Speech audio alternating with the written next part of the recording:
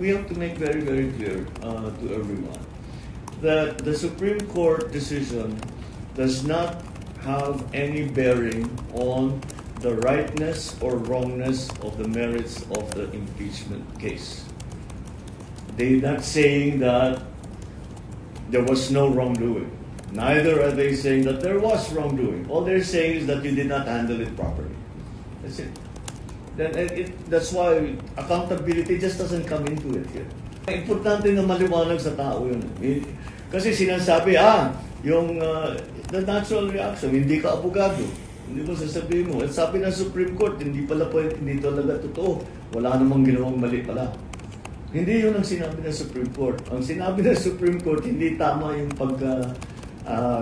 pagkahawak ninyo sa House, ang pagkahawak ninyo dun sa impeachment complaint.